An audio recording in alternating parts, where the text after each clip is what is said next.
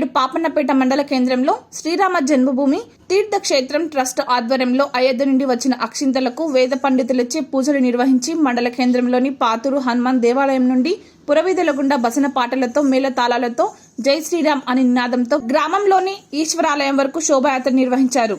ఈ కార్యక్రమంలో పెద్ద ఎత్తున హిందూ బంధువులు, గ్రామ పెద్దలు పాల్గొని కార్యక్రమాన్ని విజయవంతం చేశారు.